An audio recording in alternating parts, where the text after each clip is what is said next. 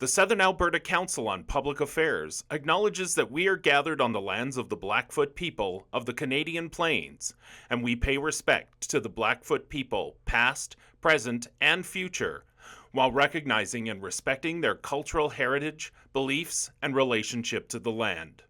We offer respect to the Métis and all who have lived on this land and made Lethbridge their home.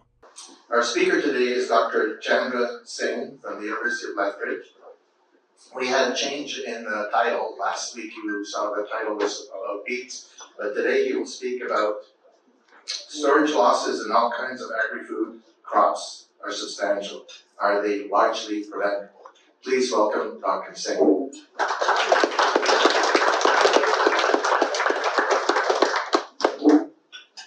Thank you very much for the opportunity and kind introduction. Just one thing though, I work with the Lethbridge Polytechnic and many people get confused with the University of Lethbridge.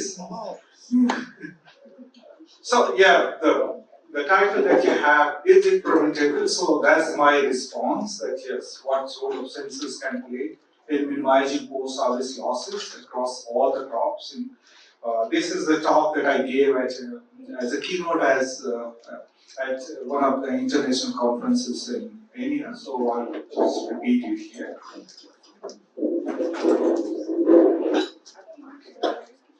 So my research focus is on, talk about my program at the Polytechnic here, Advanced Post-Harvest Technology Center, the center that I started here 5 years ago.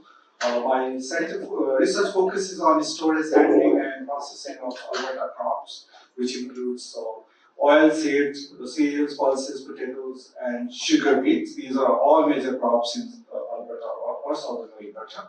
My program has received funding of nearly $10 million in grants and contracts in last 5 years. That includes $2.4 million grant to create the center at the Polytechnic. If you have not been there, I'll be happy to tour you and show our research infrastructure at the Polytechnic. We partner with the agriculture industry. We put tech processing companies, growers, grower organizations, and other academic institutions, AFC here, University of Lethbridge, other research institutions and universities in Canada and outside. My research team includes 8 postdoctoral fellows, research associate with background in biosystems engineering, food chemistry, horticulture, computer science. My background is in ag engineering, so I'm licensed agriculture engineer and more focus on post-harvest technology and storage science. So the global challenge is common not for Alberta or Canada, but worldwide, the feeding the world. That's a big challenge. Food security is a real problem that we all are aware of it. World population is expected to reach 9.8 billion by 2050 from 8.2 billion, the current population. 50% increase in food production will be needed. That's according to Food and Agriculture Organization data. Extreme weather due to climate change further threatens food security and sustainability of our food system. 2.6 billion tons of grains are produced. So just the data on the grain side, all over the world, that's the global data. But 10 to 30% losses occur every year, which could be used to feed additional $1.3 billion. Lots of people. You can feed almost one China or one India, that much food we waste globally. And that number is very high in some of the developing countries, for example in African countries, that's probably more or on 30% or higher side. Crop losses occur during production, storage, handling, and processing. So it's all across the supply chain that we see those losses already. Advancement in digital technology can significantly reduce post-harvest losses and improve the food quality. So that's the question that you asked. Yeah, these technologies, they have potential to minimize those losses in major crops. So opportunities. So this is kind of tech side, but I want to bring it to you. So we are currently in the industry 4.0. That means fourth industrial revolution. So we started with first industrialization, that's one, then 84, then second in 70s, then third industrial in 1969. So with the mechanization, automation, and power, that all that combined, and now we are more into digital world now. So that's really a big enabler for change in the industry, for minimizing those losses. That's what I'm going to cover here. So I'm going to skip this slide. But what does it mean is the concept that what we have in Industry 4.0 that we can utilize, that other industries are using, how we can use in post-harvest or in agriculture or food processing. So we have set a lot of sensors. Your phone is one example that we are able to take the pictures from our phone. That has a sensor that can capture the images. Then we have IoT, Internet of Things. We can get all the Wi-Fi. Our phone is connected with Wi-Fi. We can connect our watch with the phone. These are all examples of IoT. Then we have communication. I mentioned that you can communicate here with just your cell phone or any Bluetooth device. You can play music you can connect your phone to the car. So that's an example of communication. Same way, all these sensors can communicate to your phone, to other hardware, to the cloud, or to gateway technology, but the communication is also enabling of this. The other thing is the cloud storage and computing. So if you have iPhone or in Google Cloud, then you can save all your data, same thing, any data from the farm. You can throw that in the cloud, it's safe, it's stored, it's very cheap to store. And then analytics, that's another thing. It's not that data you're storing, but it can do all the analytics for you. And you can all operate from your phone or your tablet or your PC. So this becomes all your smart control system. Right? What is a sensor? A sensor that perceives physiological entity or environment, our eyes, is one of the best sensors. It has 120 million pixels, way better than your camera. Okay, so constant motion at around 70 to 110 hertz. It's all very scanning, and that's how it's functioning. Integrated with our brain. So our brain is a computer. This is a sensor, same thing that you connect any camera to, or take the picture and do all the hardware on your cell phone. It processes that. So that's an example of the sensors. The brain is integrating the output of the eye. So very similar concept that our camera is doing, digital camera. So you can take the picture and then analyze that data. You can use that camera into satellites or your phone or your home or your garage for the security purposes. We have the same concept that they use. This is one camera that I had in my lab previously. I used to work in Australia, so these are elements of work. That's an IR camera, so it's not just looking at the surface or color, as we see from our eyes or color cameras. It's able to capture internal information. So what's the chemical composition, what is the moisture, what is the oil content, what is the free fatty acid, or if it has any toxins or anything. So that is able to capture that information, analyze and process, and you can sort them out. So similar concept of sensors. Camera is one thing, but moving on to this grain storage. So if some of you are farmer, if you have been into grain bins, old bin, probably would not have seen the sensors. But these are very common in grain bins. It's called smart grain management system. That's what I call it. Published it's in 2014, describing what these are. So they have you use in the grain bin. These are the cables, multiple cables, depends on the bin size. So they can capture temperature and moisture at different locations. So this is the temperature cables. It has a local weather station here that can capture the weather data from the farm itself. It also has the headspace sensor, so if there is any condensation inside happening, and that condensation will drop on the grain, that will be absorbed by the grain, that moisture, and will cause more. Also insector, electronic insectors that can capture the insects if there is any insect inside the grain. Also it has a plenum sensors to ensure the fan is running, you're getting enough pressure, and you can automate the fan and heater control. So that fan, what it does is pushes the air to the bottom of the bin, and the air moves up and that dries the grain as it drying and progresses to the top. Same way you can cool the grain. So that's the one aspect of, if you have this system, chances, the risk of any spoilage in your grain are very minimal, very minimal.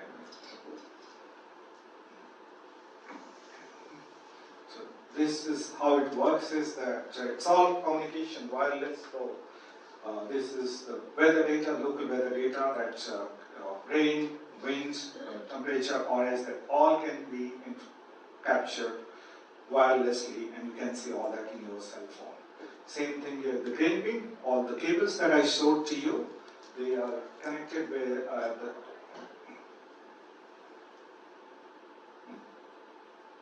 what is the pointer, can you see? Wake up. Yeah, oh yeah, actually. So here, this is a node here. Maybe the battery is dead. Yeah, maybe. Yeah, you see that. So that's the node. It connects to the cables. From the cable, it wirelessly communicates here to your gateway. That has to be within 1 kilometer. So in your office, home office. Then it also communicates with the cloud. So you can get the data thrown into cloud from your phone. You can give the command that will come here, and then command will go here into the fan node. And using your cell phone, you can start the fan, and you can record it when the fan is. You can also check your weather data, grain moisture, temperature. So everything is just by using your cell phone. And you can go on vacation. You can be in Mexico, or you can go in Europe, wherever you are. As long as you have cellular connections, you can manage your farm sitting there.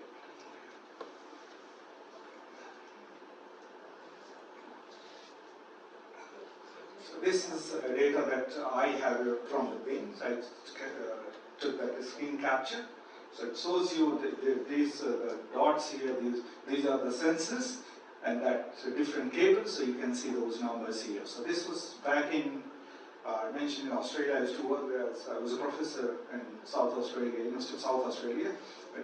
So this is when they harvest is very hot. It's opposite to us. They harvest in October, November. And December is their hottest month, but we were able to cool it down from 36 and then all the way up to down to about 20. So this is the hot. We started with this 234, and we cooled it down to 20. But you can imagine that we cool it down in December, where the daytime is plus 40 or so. But also we are able to see if something goes wrong. If we see temperature is increasing, moisture is increasing, then we know there is something wrong, and then either they can move the grain, sell it, or do something with the drying or cooling or fumigation treatment. So this is really cool. Same thing, this is the same data that we can see if you want to dry the grain. So this is where you start with high moisture, and here, and then as slowly the bars, so when the fan is running, when the heater is running, and then slowly dry it down to close to. So we started about 18%, it's all down to about 14%. And that data is our Lethbridge Polytechnic research farm. We have 3 grain bins as part of our program. So we tried Durham in those bins about 2 years ago. So you can not only see how the drying is happening, but you can see how much fan hours it has, how many hours fan ran, how much was fuel involved in heat, if there was any heater used. All those things you can remotely see, so you don't have to be at the site, and make it much more efficient. It's all automated, so it's a rainy day, the fan will automatically stop. So you don't have to drive, go to your farmyard and then turn the fan or heater manually off. As soon as it's sunny and warm, like it did actually, if they have to dry something, it will automatically stop. So you can be really at peace, confident, and make sure that investment is secure.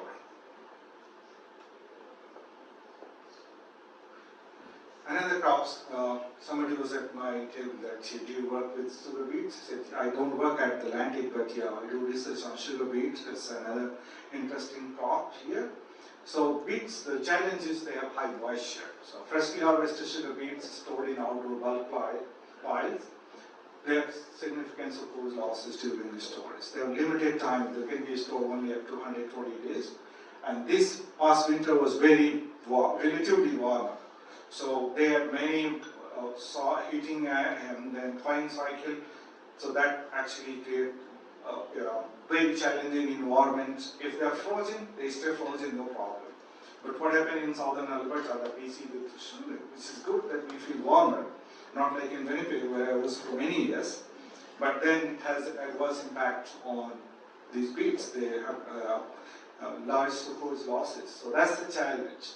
So what we can do is that we can provide good ventilation and minimize those losses by not allowing it to thaw. So we keep it cool as much as possible. So this is what we have a project, we just finished this study, so we develop wireless sensors that can go on the top here. As you can see here, several sensors. So they monitor the temperature if the beets start starting to spoil, or if there is any high respiration, we see the bump in temperature. Then we have the fans here, aeration fans, local weather station. It gets the input automatically, all connected with these temperature profiles. We will run the fan and keep them cool. So we are not running the fan below zero, so we are not freezing them, but we are not heating them. So we are trying to maintain close to 0 to 1 degree Celsius temperature. And again, all remotely. Sometimes we go check the conditions, but my team members, they are sitting here in the offices and they can log in and see using their laptop or their phone. Same thing I do, I use my phone, log in with the system and see what is the condition of these beets. So most of the sugar beet piles at the moment in Alberta, they are not irrigated. So there is a huge investment to bring these. So this site is usually about 40 to 50,000 tons. There's a lot of beets in those sugar beet piles. They need about 20 aeration fans. So it's not just the fan, these are the fan, but then they need ductings. So that's a huge investment, about $1 million. ROI, long term, yes. If they can maintain it longer, they can process without significant suppose losses. But there is also initial investment, that commitment from the land take on. We are trying to store. Yeah. So this is the data. We have we also trying different type of fans. What horsepower is required? Lower horsepower is better because then your energy bill is less, but it may not have enough airflow to cool those beets fast enough before they get spoiled.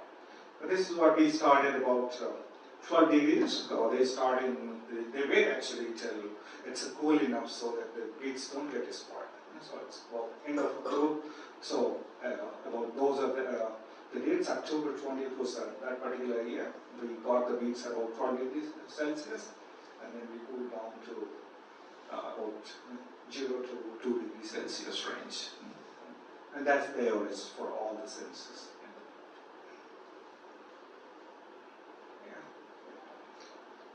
Third crop I mentioned, we are very interested and we are working with the industry partners is the potato storage. They are stored on farm, and if you are involved with potato production, you would know that.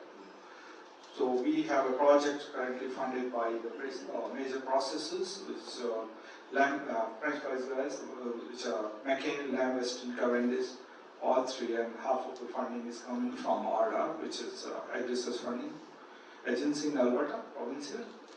So we are looking at how storage conditions affect the shrink or moisture loss. So potatoes, they are high moisture crop. If they lose moisture, that means the farmer is losing money because they are sold per ton basis or on the weight basis. So 4%, if they have 10,000 tons of storage, 20,000, you can calculate 4% of loss is exactly because they're losing the moisture. So maintaining the moisture is challenging. That means they have to humidify, keep maintaining more than 95% humidity environment inside the storage. So we have partnered with 4 farmers. We are monitoring about 15,000 tons of storage. Last year we expect to increase that monitoring from 4 farms to at least 6 or 8 farms this year, and from 15,000 tons, probably 30,000 tons storage. So what we're doing is that we're putting these storage bags, some are underneath buried, some are on the top, so we're going every 2 weeks, weighing them and seeing how much weight loss is, and we assume that the weight loss is the moisture loss inside those potatoes. The one buried underneath, we cannot get them out, but when the farmers, they are unloading these tubers to supply to the processes, at that time we collect them, then we weigh them, so we can then calculate the difference when we put them at that time in the beginning and when we took them out, so that difference is lost. Also we are looking at any disease, especially if they have that sugar content is a big factor in potatoes. Higher sugar means the color is darker. Nobody likes dark colored fries or chips. So they have to maintain lower sugar. Lower sugar you can maintain by increasing the temperature. So you don't store them cooler temperature, then sugar will be low, but then they will sprout. So that's another problem. So they have to make a balance between not too cold or not too warm, and then also manage the disease. So we are looking at again storage environment. They all have all the sensors there. So many humidity sensor inside to maintain blend humidity sensor, temperature in different location outside, weather data. They have nice fully automated control system, and we are analyzing that data, that how it plays. And each farm is different. This is a European style of the storage structure, 5,000 and 4,000 ton storage, huge storage. So if you assume that per ton is about $350 per ton, for example, or $400, if this storage is $5,000, you can calculate the number. How much is at the risk in terms of the dollar value for each. And we are monitoring all the way here in southern Alberta from all the way to Bow Island as our farthest predatory storage site.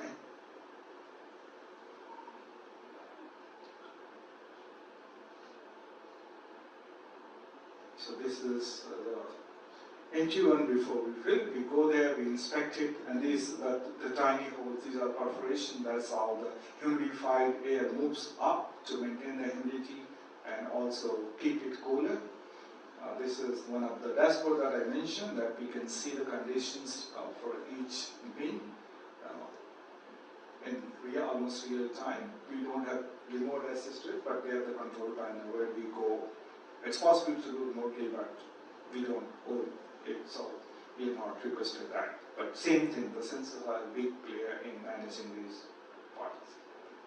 This is how the humidified air is coming here, and these ducts are connected here. Each one is like this, 1, 2, 3, 4. So each perforation line is connected with one duct here. So all the humidified air is pushed from here, and then it moves up, and then it recirculates. More fresh air is added if humidity is low, and also it creates a lot of CO2. So that CO2 sensors, if CO2 level is high, then the air inside is pulsed out, fresh air inlet is open, and more air is added.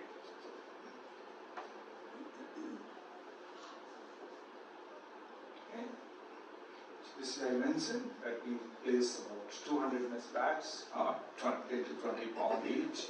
So a lot of work, my team does that. So these are, I was telling that the one layer is here, they will be buried, and there will be a middle layer and the top layer. So these are the top ones. We weigh them every 2 weeks, we go there. But these ones, when they are low, we collect them, and then we weigh and then find the difference. So each one has storage conditions, including temperature, fire, CO2, airflow, static pressure, all those data or analyze. So they're part of that control systems. Shrink loss and quality will be carried out. So this first year we completed. I mentioned about the camera. So hyperspectral system or imaging system is one of the smart sensing technologies here. So you can see here that in our color camera with eyes we can only see the color picture, but we can also record absorption in third dimension here, as you can see here. So called hyperQ, and what it does that it's the third dimension is related to absorption of the chemicals. So if one chemical is more prominent compared to other, then you will see a peak related to that. So that's how this is able to tell us internal defects, composition, or any toxin or anything.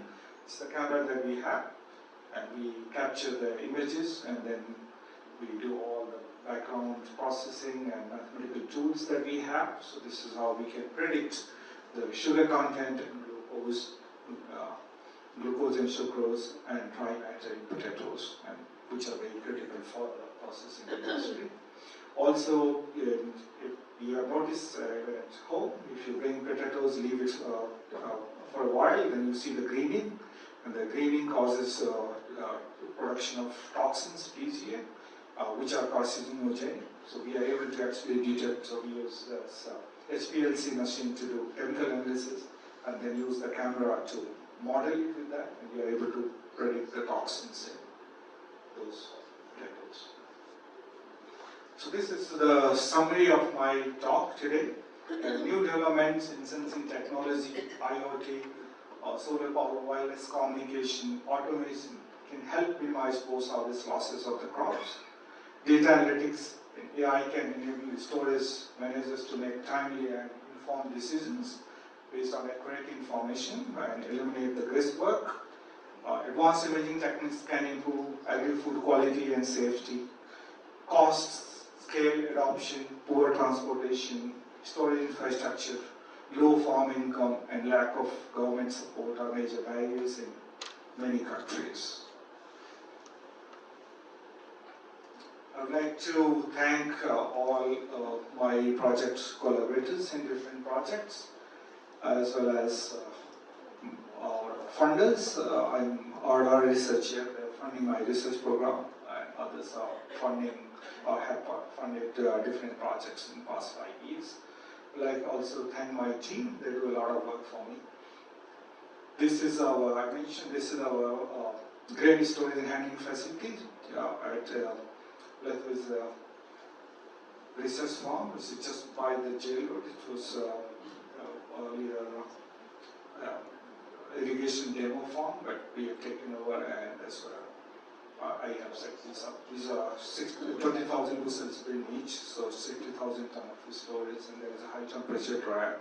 All the things that sensing automation that I taught, they are equipped with those sensors. So if you are interested, we usually have a field day in the summer. You can come at that time, or we can arrange a tour for you. Thank you. So I'll be happy to answer any questions. So now we ask those who would like to ask questions to come and line up here on the side. Please state your name and your question briefly. No long preludes or stories, and no more than 2 questions, please. We expect respectful and polite discourse. And if you prefer to write your question, only those legibly written and signed will be asked by myself. Just pass them. Thank you. Yeah.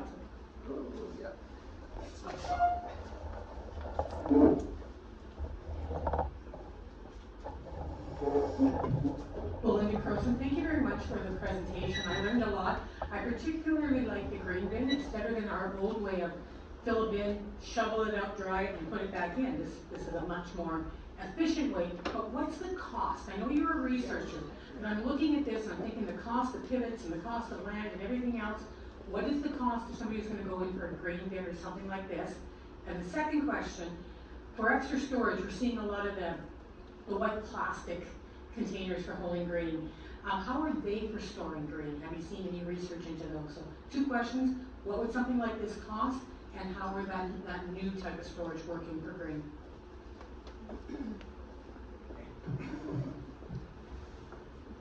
Thank you for the question. So first question, the cost-wise, it depends on how big is your bin. This was something less than $500,000 for us to have everything. But this is all the commercial. So there are many companies and they're selling the bins. So most of the farms, you see the shiny bins. This is actually Canadian company, West Steel, that sells a lot of bins. So I think, I don't know exact cost, but I think this is what farmers are able to get for their farms. Cost of the sensor is about 5% of the cost of the bin. So that doesn't add, and I can tell you that it's somewhere, so if you have one bin, some of the basic hardware is same. If you have the 10 bins, so if you buy it for one bin, maybe it's not so economical, but if you go 5 or 7 bin, it does not multiply in that way. So it could be somewhere $5,000 to $15,000, $20,000 for all the sensors and fully automated system for those 5 bins, I would say that's it. For the second, the plastic, yes, I have seen them, and they are good, but they are considered temporary. So you cannot reuse them here, and you have to reuse it. So that's a temporary solution. The challenge is that you cannot monitor them. Because if you want to monitor, then you have to puncture a hole, and then that defeats the purpose, because they are called hermetically sealed. That's how they store, because there is not enough oxygen for moths or insects to go inside. But that's temporary, I would say. If you have a dry grain, you cannot use them. But if you have any wet season, tough grain, you need this system to dry, in-bin drying, and then maintain the temperature inside. Thank you.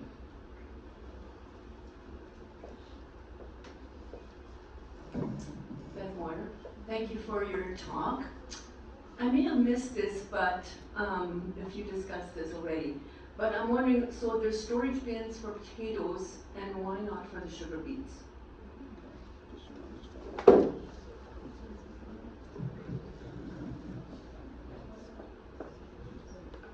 When I came to Lethbridge and I started learning about sugar beets, and that was the question I asked myself, why not inside? The difference is the volume, that it's a huge volume, and the cost. So the value, sugar beets have only 20% sugar. So rest 80% of the whole bulk volume there, or the whole material, is byproduct utilized or wasted. In potatoes, everything you consume except the peels. So when peels go to the feedlot, so they have higher value proportion.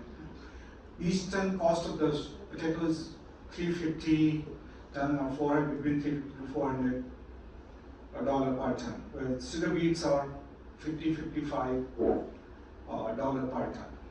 So there's not enough ROI to build so expensive storage infrastructure. So for this 4,000 ton storage is costing about $2 million at this point, between 2 to 3. So imagine if you have to build for 50,000, it's not economical, I guess. So that's the one reason. It's not that you cannot do it, but probably the cost is a big factor to do it. And also they have a limited shelf life.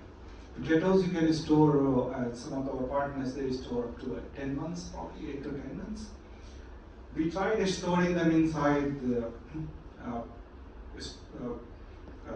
potato storage facility for our research work, but they were all gone before March. And the reason being, they have higher sugar, 20% sugar. So as soon as the fermentation starts, then all the sugar is gone. So it's challenging for them to store for a longer period, like 8 to 6 months or a year, because of the sugar. The fermentation is very quick. The potatoes, they have sugar, but it's under control, and that's how we can store them for longer. So if you have storage longer, then there's maybe another ROI. But short-term storage, very high capital cost, is probably till them to do it.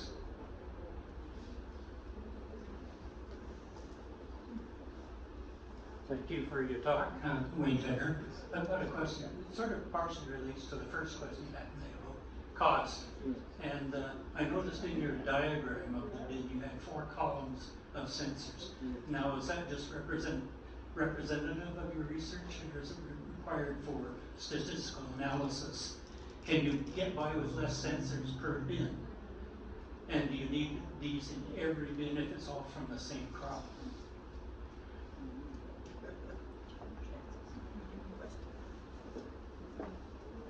The idea of the monitoring is to minimize the risk. So you have 2 cars in a hall, or 3 cars, so probably you want to have car insurance for 3 cars if you are using them all.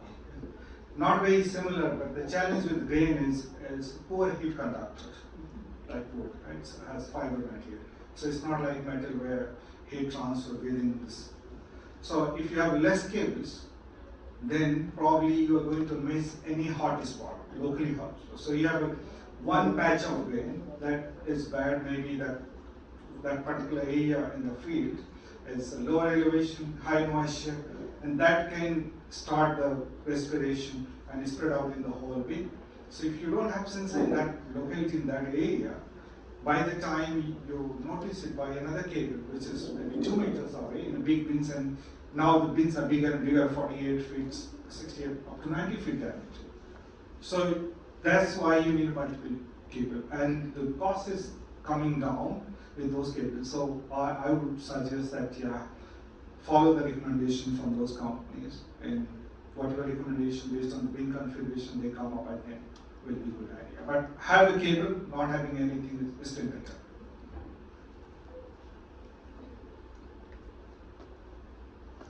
Hi, Henning is my name. 2 questions.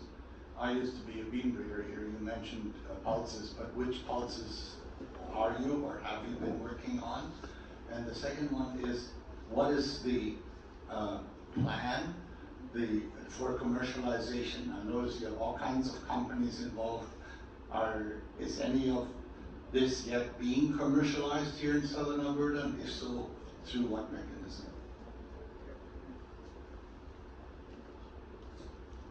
So we have worked with LOPs, chickpeas, and some of the other beans for the quality characterization, drying, isothermal. More of these companies they use for modeling and control side. That's your first answer. The second is yes. So we do applied research. That means any development that we do is most likely involve industry partners. There's a company out of Calgary. If you know anybody in the farming, they call it the blue cable. So that's supplied by OP Blue, and I have worked with them for a long time. So that's their system that we work. We improve their model. We validate their sensors in these systems. So my recommendation will be the OP Blue cables and their automatic system. They are local and they are very reliable. But there are other companies, one in Saskatchewan, and I think Taylor's Agriculture, they bought another company, so they are also going to market it. All over the world, probably about maybe 5 years ago, there were 5-6 companies, but right now there are more than 20 companies all over the world starting to do this, because this is such a critical thing. I'll just ask a question. I'm just wondering, why is CO2 detrimental to data storage? I would think that actually CO2 would help storage and oxygen would be detrimental. So I'm just wondering, what effect does CO2 have? Why do you have to control CO2? So CO2 is an indicator of spoilage in most of the vegetable crops, or even the grain, if the grain is high moisture. Some of the study also show that if the high CO2 environment in potatoes leads to the darker fry color. So that's the reason, and it produces, because of the respiration, that's a byproduct of respiration in any crop, and potato being very perishable, they produce a lot more CO2 and they need to purge. So the standard is going over, I think, 2000 ppm or 2500 ppm, and it's fully automated system. As soon as that number hits by the sensors, then the charge fan will automatically purge that air, bring the fresh air inside the storages. So it's an early indicator of the spoilage in wheat, grains, or potato particularly, that it may higher CO2 may lead to the darker fries, which is a very big criteria for the processes. Otherwise, McKenzie, Magnum, any processor will reject those crops.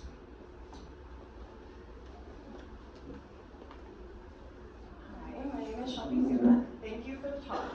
I come from a long line of farmers and ranchers, and I've seen technology moving onto farms and the benefits it has in terms of labor, quality of life for farmers and the such. You opened talking about how climate change affects crops and how this has kind of spawned this kind of research. You've also talked about the number of fans needed, AI and the cooling and all of this. So I'm curious about what the sustainability is in things like this, or if sustainable action is considered in the way that these are being developed. So yeah, thanks for the question. It's all tied. I did not go into detail of AI, number of fan, all those things. But idea is to optimize. So nothing is perfect. You see one side. I gave an example of potatoes that here increase, lower the temperature, better the storage, but your fry color is darker, higher sugar increase. You warm up them to 8 to 10 degrees, then you lower sugar, but then sprouting is a risk. Same thing, your fan question or anything. They all have impact in positively on sustainability. So they are not driving the sustainability, but they are definitely contributors. So you can imagine if you have a one bin full, and if 10-20% of grain is spoiled, see the impact of that. In order to produce that grain, one whole bin is gone, or 2% crop is gone. How much inputs you had? Your land, water, fuel costs, fertilizer, seed, pesticide, labor, everything is all wasted, and all they have a big impact on the sustainability. So it's definitely tied. It has impact, but it's just, I think, is the other way, where I could argue that yeah, it's directly related, but I think it's affect the sustainability in very, very positive way.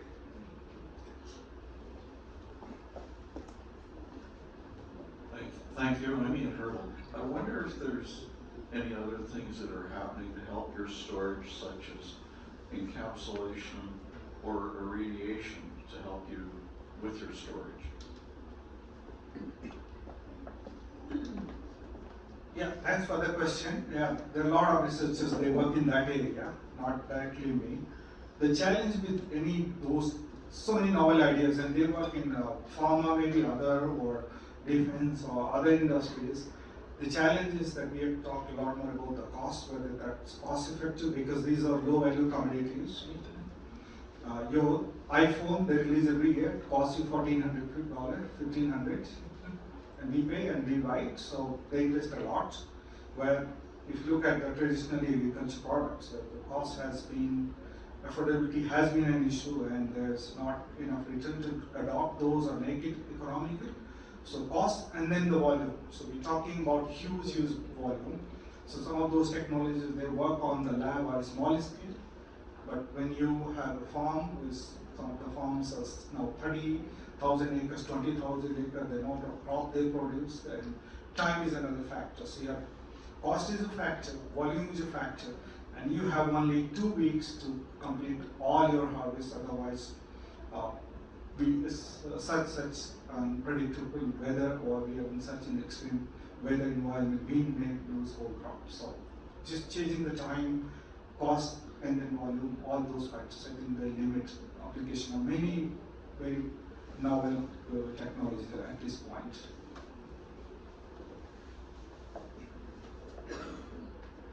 Hi, my name is Kurt Peterson. Thanks very much for coming. On short notice, I have to say.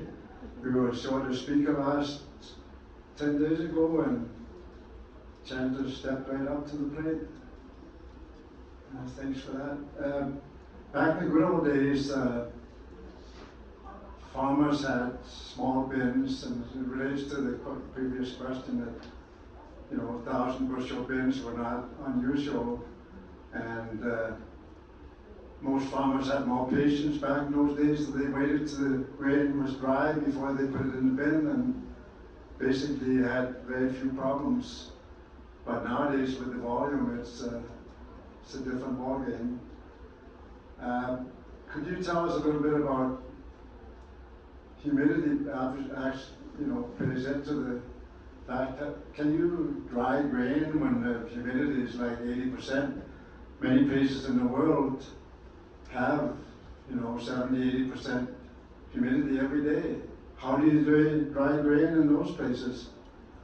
That's a big issue, not so much in Western Canada, but in many parts of the world, it's difficult to dry the grain. So, do you have any good stories about that? Yes, I do. So I did not show you all the data, but I had one big data that we did in one farm in Lethbridge. But we just finished a 3-year study that was Alberta-wide, funded by Alberta Wheat Development Commission, Saskatchewan Wheat Development Commission, RDR, Alberta Innovates, and CAF funding. So big 3-year study, not looking only in Alberta, but across Alberta. So we have gone as far as in the Peace region, the high level is further up in north. So in this region, we don't have a humidity problem that much, but over the last year, if you have been into that side, almost every farmer has this high temperature dry because they have, by the time they harvest, we have dry summer relatively, we start harvesting 2 weeks ago. So we usually doesn't have that problem. Those guys, by the time they start combining, they get a lot more rain than us, and say humid, and the big farmer, so they are using this high temperature dryer. So we did that 3-year study looking at how much fuel consumption they have, how efficient their dryer is, how much is the cost, and the carbon levy on the fuel was another big issue so far. So how much is the cost of the levy adding to the total cost of the dryer? So 80% is not big issue, even 90%, you can definitely operate these high temperature dryer in those areas, and that's what they do. But the bins that here on the other side, here, they also have a low temperature heaters. So this one with the natural gas, these two are connected with the propane gas. So what the system does, as you mentioned 80%, and 80 or 90, not if it's raining it's probably not more than 90, this system will not operate. Even nobody wants to operate this because cost is so high. But what it does, even the low temperature heater for our region, that if it's say 90, the low temperature heater will increase the temperature by burning the gas just ahead of the fan by 15%. So you are now down to 75 to 70%. That's ideal for wheat. That will bring the down wheat barley about 14% moisture. That's ideal. So that's why these systems are efficient. So you don't have to continuously run the heat, because if you're running the heater all the time, the fuel cost, because you're consuming more fuel, if it's propane, it's more expensive. Plus it's shrink, it will overdrive. So you want to sell your grain close to 14%, not at 10%.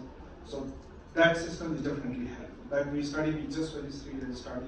We looked at across the Alberta, different system, and how energy efficient they are. And the approach that we developed and our recommendation, just we shared actually yesterday, I sent that extension note to them. They can actually use both. So from if you have high moisture, tough grain, you're bringing 18-19%, remove 3% here or 4%. So bring it down to 15, move it here, use your fan, aeration fan, or low temperature heater, and then move another 1 to 2%. So you are utilizing more capacity in this, but also reducing the cost, because naturally the cost is minimum just to operate the fan.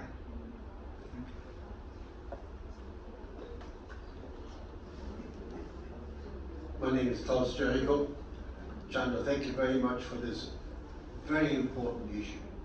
And I'll tell you why I say this, because I'm a gardener, and I learned if you can't store what you produce, you may just as well not produce it.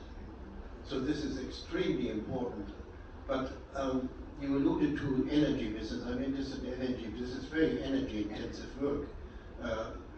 But is it all driven by export, our business of making food for other countries? Thanks for the question. I don't have exact number, and I don't directly work in that area, but what I have seen and the volume that we have, yes, most of the grain crops, 70% is export. So it's a large number that's being exported, all the grains, and we've seen that canola crop, what issue we face if we don't export, like recent tariff from China and US on the canola crop. So storage, I would say other way that, yeah, if we don't have good storage, and by the time the government is in negotiation with other countries, and if we cannot store, then we lose it. But if we have storage, we have peace of mind that, okay, I have 6 months, 8 months to figure that out. By the time there may be some trade deal happening, or there's shortage of the crop in other part of the world. So it's such a global supply chain that good or bad, I don't know that, but we are totally dependent on it. And everybody all over the world. So any disruption in that causes problem everywhere. So storage is food security, and also for the sustainability in terms of the income. If you lose your crop, then it's hard to survive. Is that your question?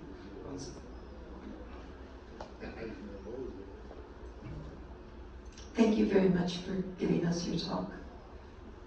I'm Bev Mantel-Latherstone. You spoke initially about how crop storage loss worldwide was equivalent to enough food to feed India. Is that correct? Yes. So, and what you've described here is mainly for industrialized societies like our own. But I'm wondering, my question goes to countries that are not as industrialized, and I'm wondering, are pests like rats a greater threat in countries like India or China versus humidity or floods? And what is being done for non-industrialized societies to help them with grain storage? Do you know this? Thank you.